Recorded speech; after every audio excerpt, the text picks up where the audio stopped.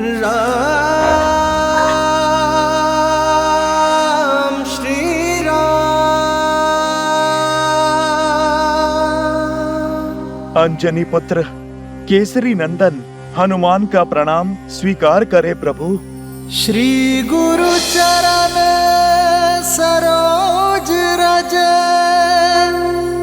निज मनु मुकुरु सुधारी बरनउँ रघुबर बिमल जसु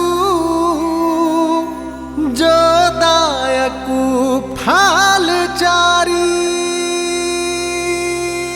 जो जन्म से ही अपने प्रभु श्री राम की बाट जो रहा है, जिसके जीवन का एकमात्र उद्देश्य केवल आप है प्रभु, आपकी भक्ति है। आज वर्षों की सूखी मेरे मन की धरा पर आपके आगमन की वर्षा हो ही गई प्रभु। मेरे विश्वास की जीत हो ही गई प्रभु। मेरे आराध्य, मेरे प्रभु, मेरे श्री राम आ ही गए।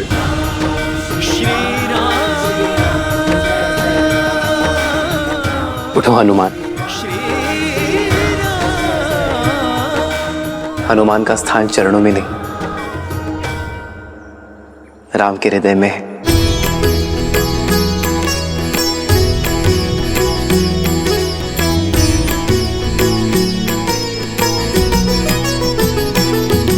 हो देखी राम हनुमत भया धीरा बरसन लागे नैनन से नीरा।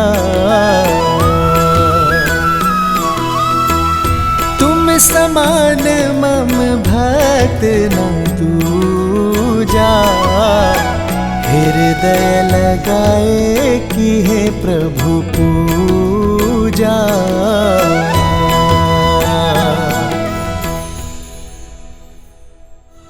प्रभु, मैंने तो आपको पहचान लिया था, किंतु वानर राज सुग्रीव का मंत्री होने के नाते उनके लिए मैं सत्य को तथ्य में बदल रहा था। प्रभु, दुख तो केवल इस बात का है कि एक भक्त ने अपने भगवान को पहचान लिया था, किंतु भगवान अपने इस भक्त हनुमान को नहीं पहचानता।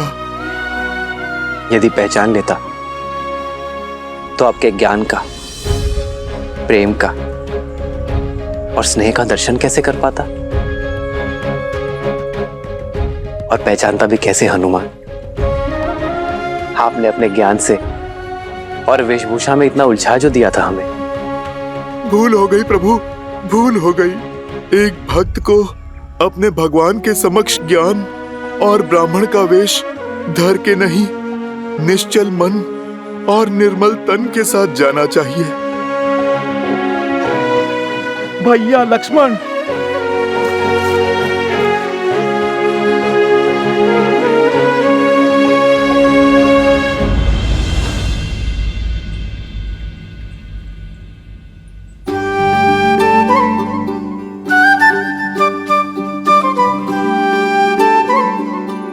श्री राम प्रणाम।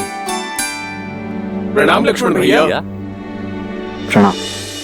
प्रभु, ये नल है और ये नील महाराज सुग्रीव के मंत्री और अद्भुत अभियंता है दोनों। प्रभु क्षण भर में अत्याधिक सुंदर निर्माण करने में सक्षम है दोनों। बस श्री राम, जो भी सीखा है हनुमान जी से सीखा है, क्यों नील? उचित भ्राता। हनुमान, अब तो वानर राज के पास ले चलो हमें। प्रभु, आपके साथ जुड़ना तो महाराज सुग्रीव का सौभाग्य होगा। पत्नी के वियोग की जिस पीड़ा से आप आहत हैं, वही दुख उन्हें भी कचोट रहा है। आप दोनों की ये मित्रता केवल आप दोनों के लिए ही नहीं, बल्कि संपूर्ण संसार के लिए कल्याणकारी होगी। प्रभु, प्रभु आप आइए, आइए मेरे कंधों पर विराजमान होइए। मैं आपको ऋषिमुख पर्वत के शिखर पर महाराज सुग्रीव के पास ले चलता हूँ। नहीं नहीं, हम चलकर जा सकते हैं।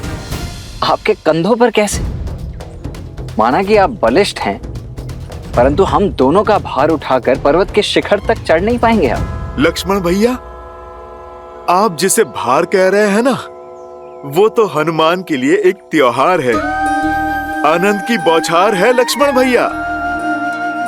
प्रभु श्री राम के इस दास से आप ये शुभ अवसर मत छीनिए। मैं आपके प्रश्नों का उत्तर अभी दे देता हूं।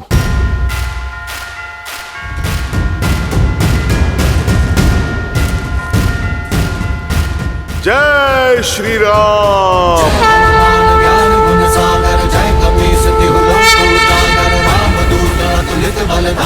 अंजनी पुत्र पवन सुत नामा, राम दुआरे तुम रखवारे, होत न आज्ञा बिनु पैसारे, आपन तेज समारो आपे, तीनों लोक हाथ कह कापे।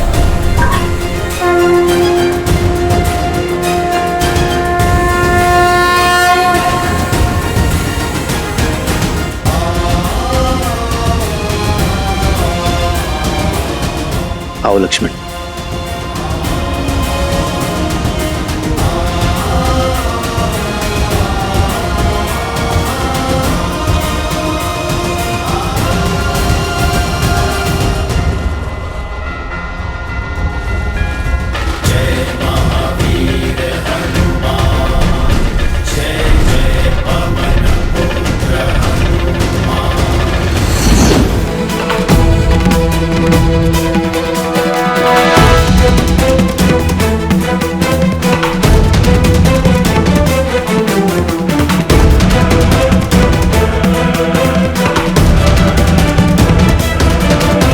तुम्हारे अभिमान और निर्भयता दोनों का अंत होने को है। जहां लंकेश के अतिरिक्त आज तक कोई नहीं गया, उस मायावी स्थान से तुम्हारा बुलावा आना शुभ नहीं है। तुम्हें तनिक अंतिम बार देख तो लूं।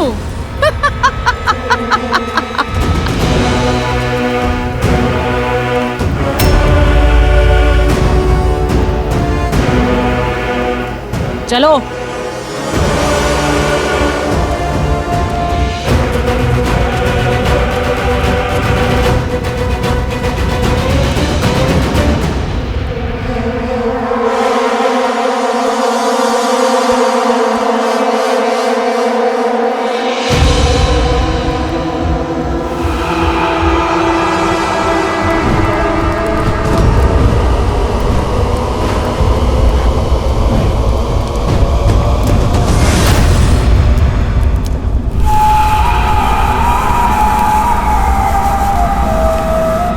यहाँ से आगे तो हमें भी जाने की आज्ञा नहीं है।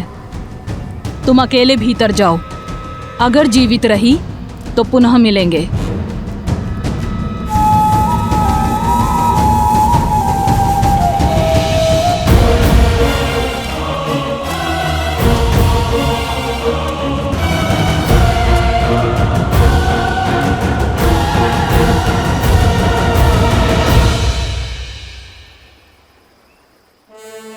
प्रणाम महाराज सुग्रीव। प्रणाम मुख्यमंत्री जामवंत। प्रणाम श्री राम।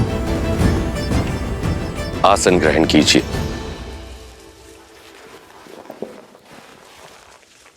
कहिए श्री राम, इस घनघोर वन में मुझे ढूंढते हुए कैसे आना हुआ? निर्वासित हूं, सैन्यहीन हूं, परंतु जो भी बन पड़ा मैं अवश्य करूंगा। हमें गंधर्व धनु और माता शबरी ने बताया कि आप ही हमारी सहायता कर सकते हैं। मैं? परंतु संकट क्या है?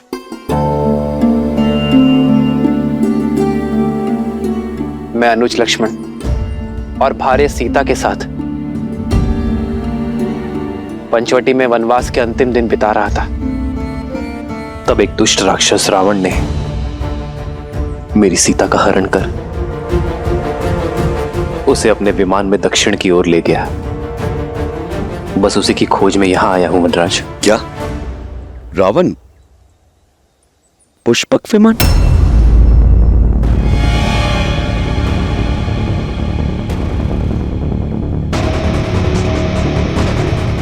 क्या हुआ वानरराज? आप अचानक मौन हो गए। आपकी चिंता का कारण जान सकता हूं? श्री राम, मेरे पास कुछ है जो मैं आपको दिखाना चाहता हूं। हनुमान,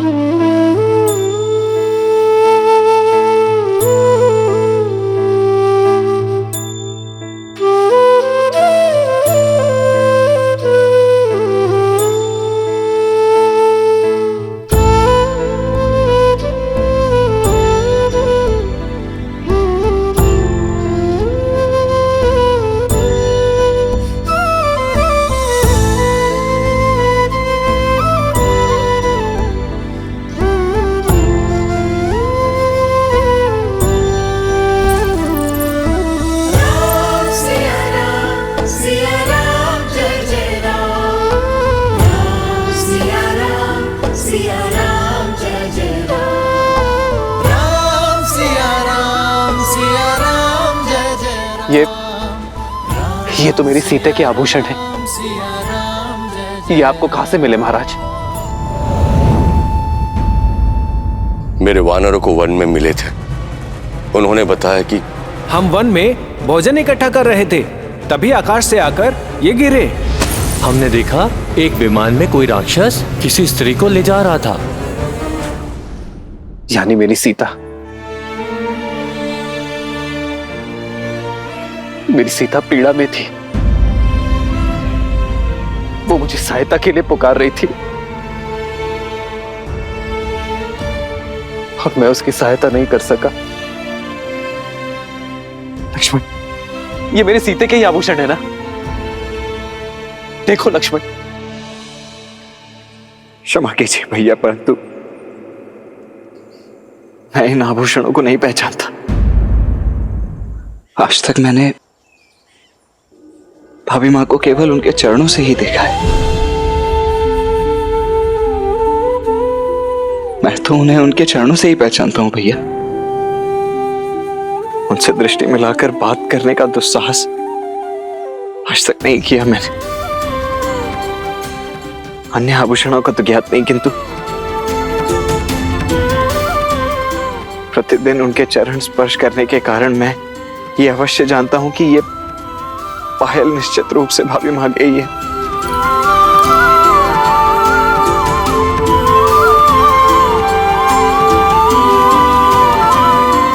मैं आपकी पीड़ा समझ सकता हूं।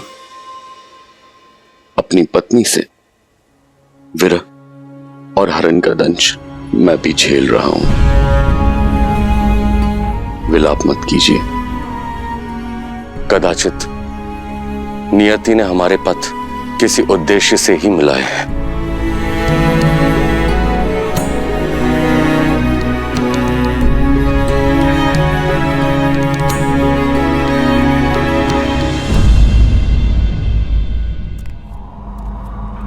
अग्निना रयिमश्मपव यशसं वीरवत्तमं पोषमे दिवे दिवे दिवे दिवे यशसं वीरवत्तमं।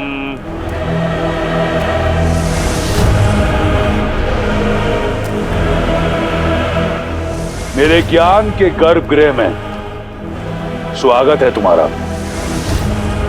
आओ बैठो।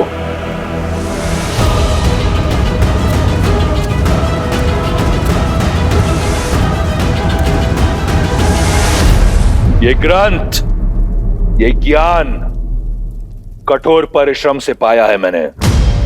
वेद, पुराण, शास्त्रों में सबसे बड़ा ज्ञानी हूं मैं। इतना कि स्वयं ब्रह्मा भी वाद विवाद में मुझसे कतराएंगे, क्योंकि ज्ञान ही तो है जो साधारण को असाधारण बना देता है। अपनी घोर तपस्या से मैंने इस ज्ञान को अपना शस्त्र बनाया है। मैंने तुम्हें यहां इसलिए बुलाया क्योंकि तुम ज्ञान की नगरी मिथिला से हो। तुम मेरी बुद्धिमत्ता और ज्ञान को पूरी तरह पहचान पाओगी। अब बताओ, क्या है तुम्हारे राम में इतना ज्ञान? मेरे इस ज्ञान के सागर के समक्ष क्या मात्र एक बूंद ज्ञान है तुम्हारे उस वनवासी के पास? क्या नहीं हूं मैं उस वनवासी से श्रेष्ठ?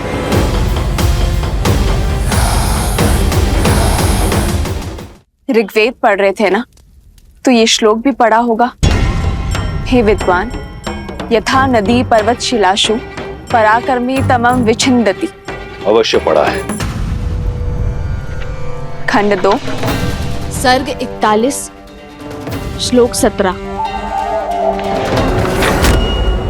हे विद्वान, यथा नदी पर्वत शिलासु पराक्रमी तम विचिन्दन्ति तथैव विद्वान स्वबुद्ध्य एवं पौराणिक कथानानि प्रचारकानि जनाशयति। रुक क्यों गए? श्लोक पूरा पढ़ो। शिष्ट वचनेन उदात्त करुणा च स्त्रिय प्रणमाम इति। श्लोक पढ़ा पर अर्थ कदाचित नहीं समझा होगा। मैं बताती हूँ, जिसका अर्थ है, हे विदुषी, जिस प्रकार नदी का तीव्र भाव अपने साथ ऊंचे पर्वतों और शक्तिशाली चट्टानों को चकनाचूर कर देता है, उसी प्रकार एक स्त्री का ज्ञान हर मिथ्या, हर भ्रम को तोड़ने में सक्षम है। हमें अपने करुण भावों और आचरण से ऐसी स्त्रियों के सामने नतमस्तक होना चाहिए।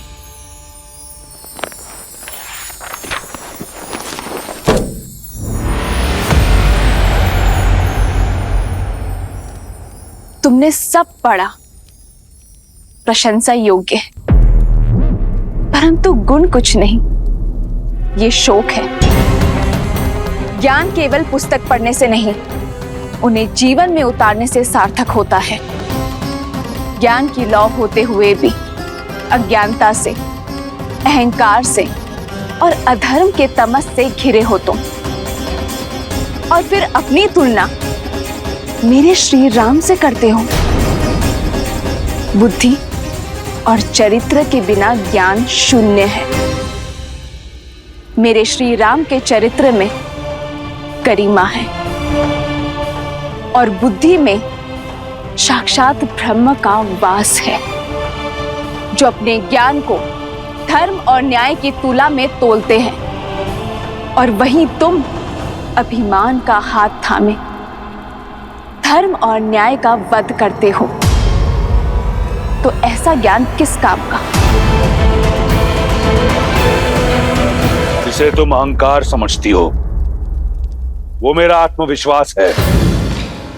इस राक्षस के पास जब कुछ नहीं था, तब भी केवल आत्मविश्वास था। इस संसार ने मुझे कुछ दिया नहीं।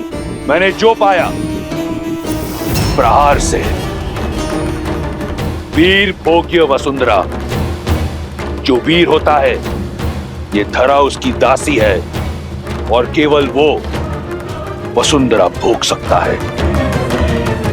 शास्त्र भी यही कहता है। और वीर किसे कहते हैं रावण?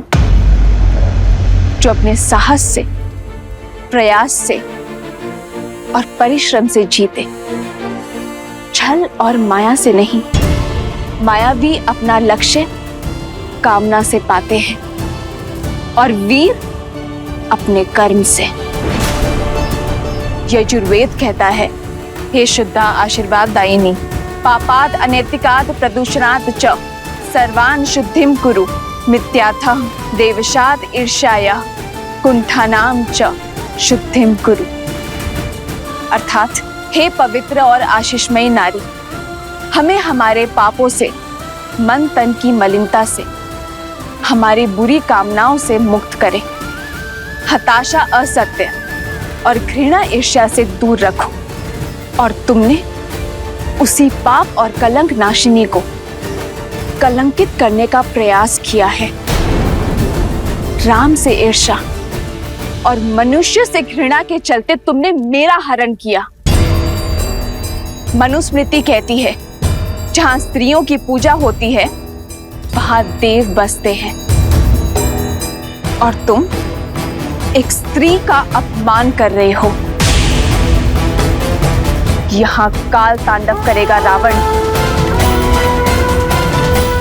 कहते हैं ज्ञान जहां से भी मिले ले लेना चाहिए।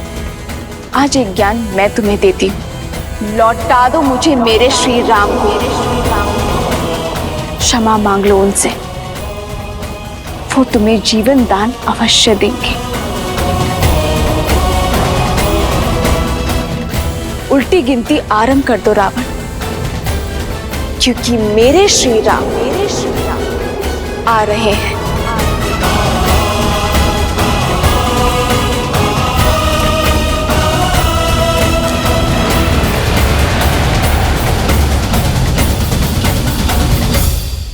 हमारे यहाँ आने का प्रयोजन तो आपने जान लिया वानर राज, परंतु अपने कष्ट का कारण अब तक नहीं बताया आपने। आप इस पर्वत की ओट में क्यों छिपे हैं? और आपसे आपका राज्य, आपकी पत्नी कैसे छिन गए? राजपाट की ना तो मुझे कभी चाह थी और ना ही कभी आशा। मैं तो अपने भाई किष्किंधा नरेश बाली की छत्र छाया में ही प्रसन्न था। अपनी पत्नी रुमा के साथ सुखी था मैं वहां। फिर एक दिन मायावी नामक एक राक्षस ने बाली को युद्ध की चुनौती दी और इस बात से बाली के अभिमान को ठेस पहुंच गई। बाली को वरदान प्राप्त था कि जो उससे युद्ध करेगा उसका आधा बल बाली में आ जाएगा, परंतु मायावी और बाली के युद्ध ने मेरा पूरा बल ही छीन लिया, मेरा पूरा जीवन ही बदल दिया। बाले! कहाँ छुपके बैठा है कायर? लड़ मुझसे, युद्ध कर! आज तेरा बल धराशायी होगा। बाहर निकल!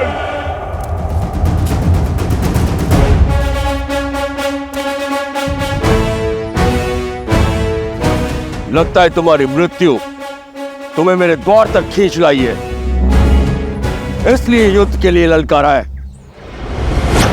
भागता कहां है कायर? रुक!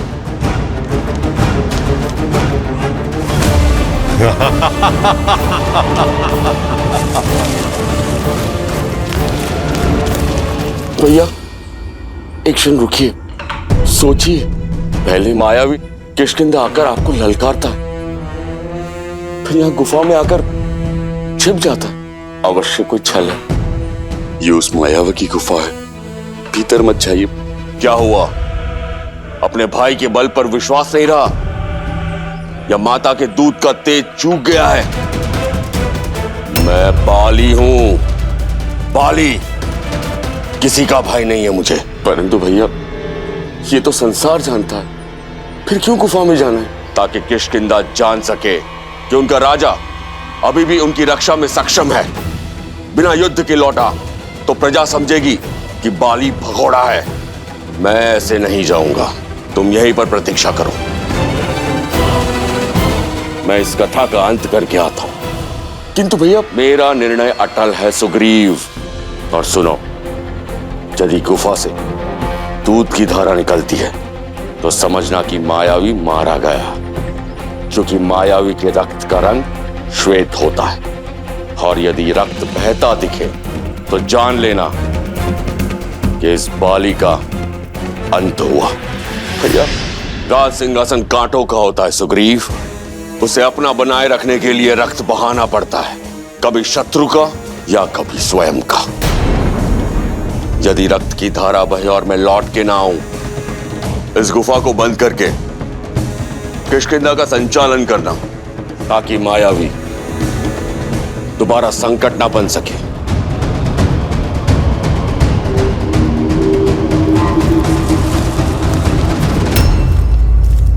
प्रहार से दिन बीते, दिन सप्ताह में बदले और सप्ताह महीनों में।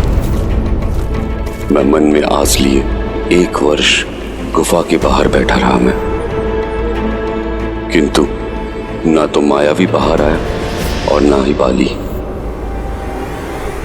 फिर एक दिन रक्त की धारा बाहर आई।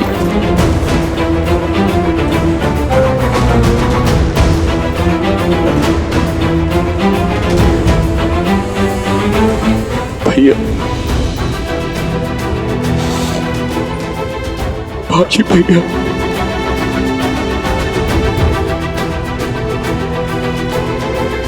भैया,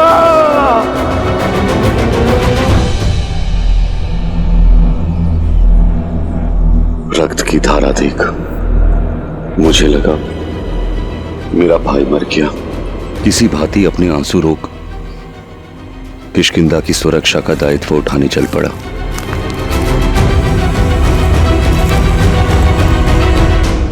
मायावी के प्रकोप से राज्य को बचाने के लिए मैंने एक चट्टान से गुफा का मुख बंद कर दिया और ये दुखद समाचार बाली की पत्नी तारा और पुत्र अंगद को सुनाने चल पड़ा।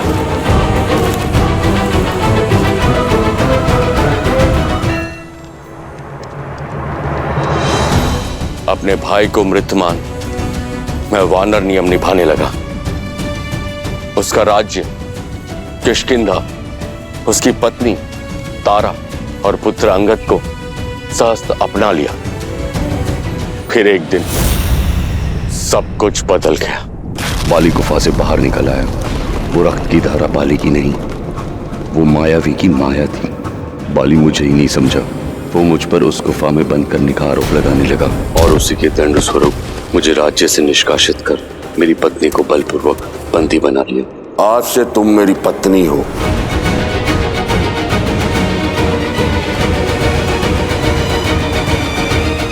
यदि आज मैं जीवित हूं तो हनुमान की सहायता और ऋषि मतंग के श्राप के कारण, जो बाली को यहां आने से रोके हुए हैं। उसे श्राप है, यदि उसने ऋषिमुख पर्वत पर अपना पैर भी रखा तो उसके सिर के 100 टुकड़े हो जाएंगे। किंतु जीवित रहने का एक दंश भी है। मुझे अपनी पत्नी का वियोग उसकी पीड़ा के आभास के साथ ही जीना है। आपके भाई ने जो आपके और आपके पत्नी के साथ किया, उसके लिए उसका केवल एक ही दंड है, मृत्यु।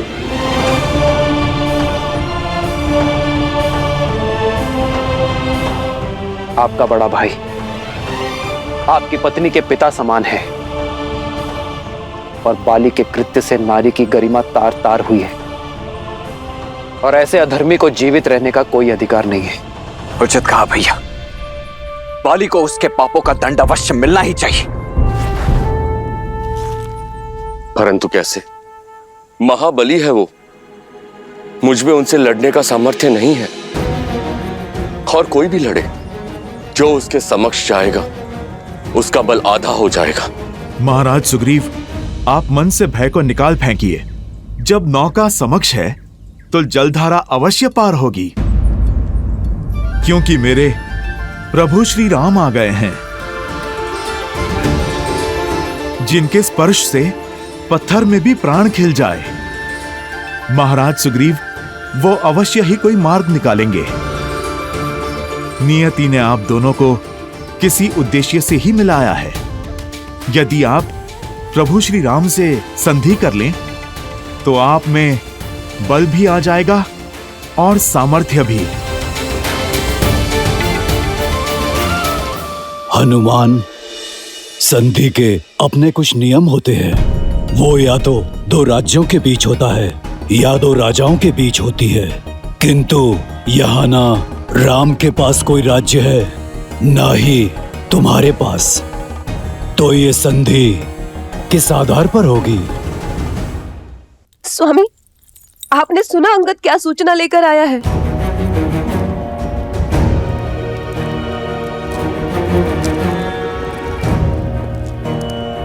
अंगद,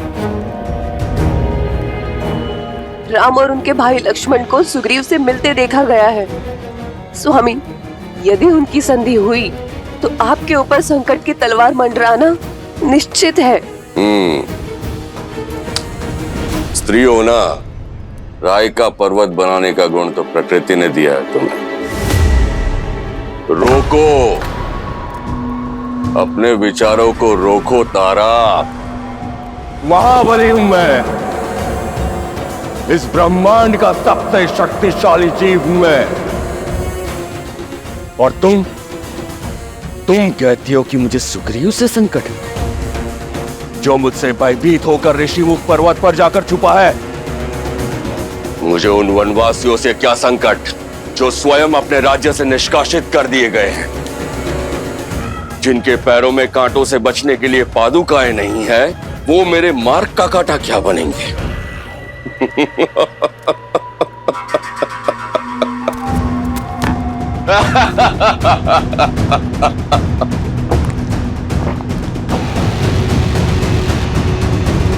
जो स्वयं परास्त है वो मुझे क्या हराएंगे?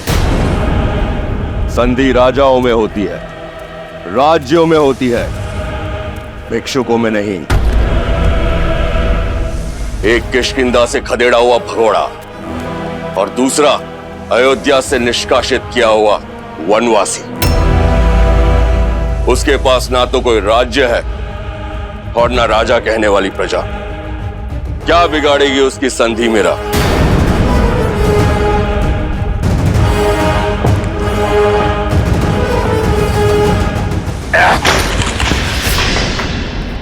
अंगद, पुत्र अंगद, उचित अनुचित का निर्णय बल से होता है। यही युद्ध नीति है और यही राजनीति।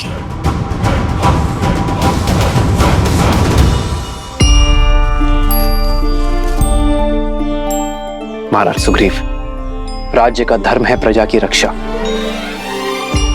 और सेना होती है धर्म रक्षा की शक्ति। परंतु ये गुण एक और भाव में है,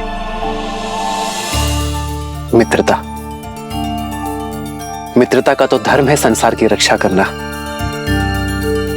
और मित्रता से बड़ी कोई शक्ति नहीं होती है मित्र। इसीलिए इस संधि की नींव हम अपनी मित्रता पर रखेंगे।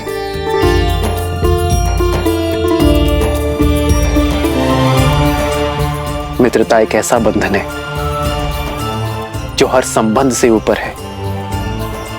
हम अपना मित्र स्वयं चुनते हैं, और वही हमारा जीवन, हमारा पथ, हमारा व्यक्तित्व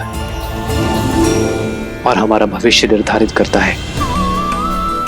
मित्रता से बड़ा और सच्चा दूसरा कोई संबंध नहीं है। जिसने अपने जीवन में एक श्रेष्ठ मित्र बना लिया, उसने राज्य और राज्य का सुख सब पा लिया मित्र।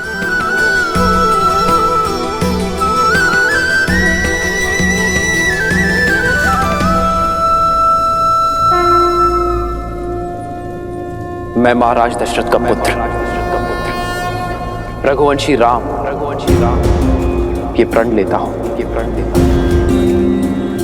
कि अपने मित्र सुग्रीव को उसका राज, उसकी पत्नी और उसका सम्मान अवश्य लौटाऊंगा, और बाली को मृत्यु दंड देकर उसके पापों का अंत करूंगा।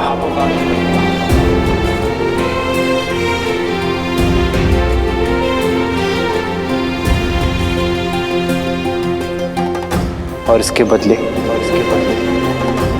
ना ही मुझे सुग्रीव से कोई आशा है और ना ही कोई मांग। प्रभु श्री राम की जय, प्रभु श्री राम की जय। धन्य हैं आप प्रभु, आप धन्य हैं।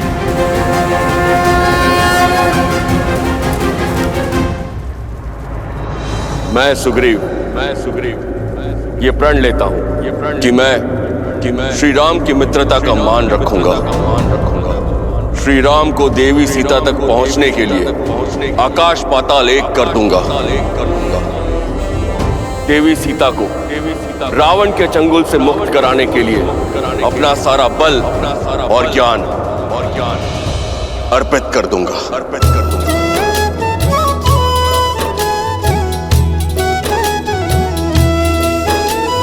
तब हनुमंत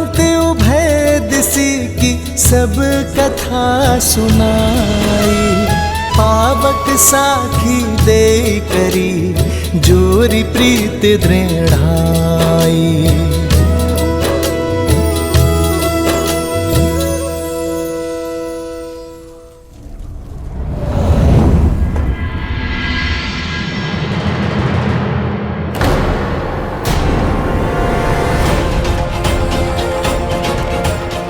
ये क्या हुआ? ये लंकेश के पास से सुरक्षित कैसे आ गई? क्या रहस्य हो सकता है इसका? इस कक्ष में जाने वाला और महाबली लंकेश के साथ शास्त्रार्थ करने वाला कभी सर उठा के वापस नहीं आया, और तुम? हमें अनदेखा मत करो सीता, हमारे प्रश्नों का उत्तर दो।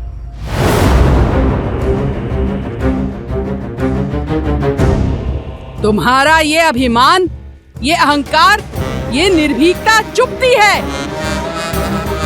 त्रिजटा, जैसे इसको छूते ही हमारे हाथ जल गए थे, वैसे ही हम आज इसके साथ इसके अभिमान को स्वाहा कर देते हैं।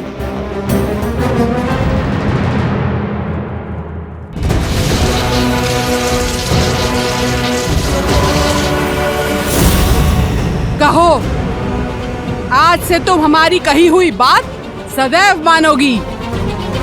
वचन दो, अन्यथा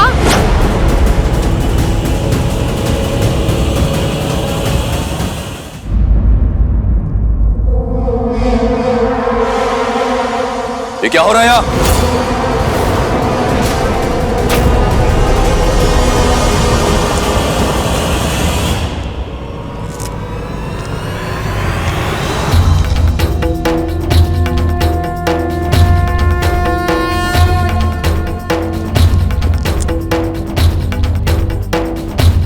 विष्णु तिलक।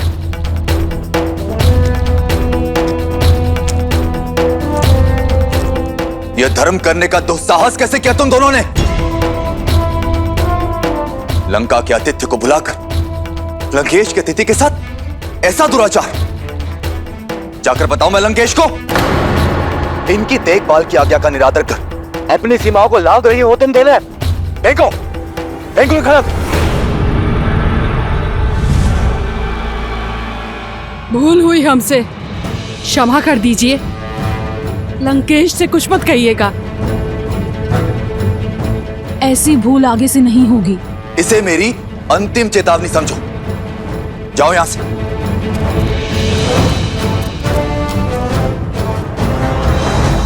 देवी, इनकी ओर से मैं आपसे क्षमा मांगता हूं। मैं लंकेश का अनुज विभीषण हूं। आपको जो कष्ट हुआ उसके लिए क्षमा प्रार्थी हूं। आइए, आपको आपके स्थान तक छोड़कर आता हूं। मेरा स्थान मेरे श्री राम के पास है, क्या आप वहां मुझे छोड़ सकते हैं?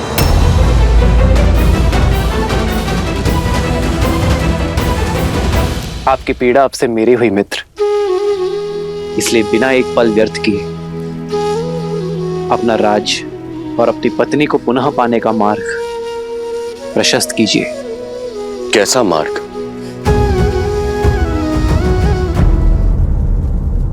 अन्याय के विरुद्ध युद्ध करने का एक ही मार्ग है मित्र, द्वंद्व।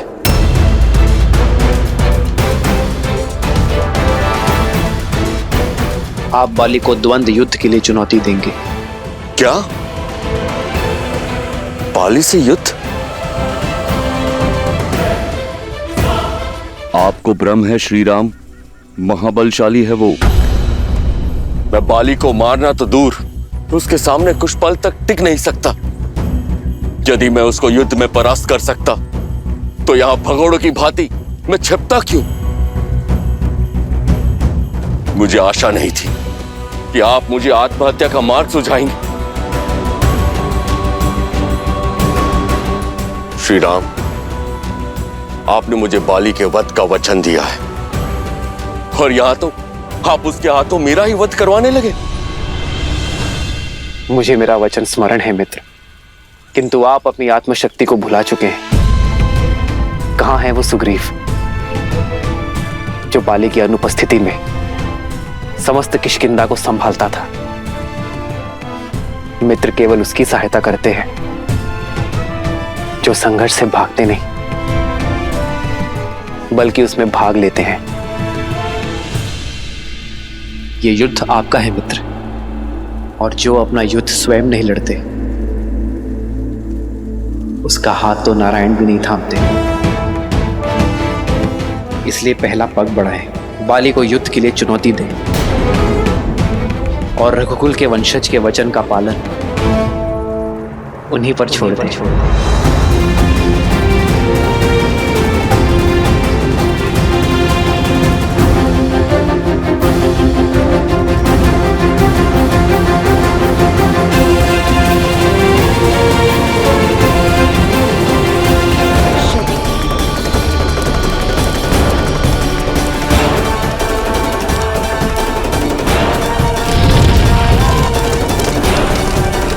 यदि तुम ना माने तो तुम्हारा ये ज्ञान भी मेरे श्री राम के क्रोध से नहीं बचा पाएगा।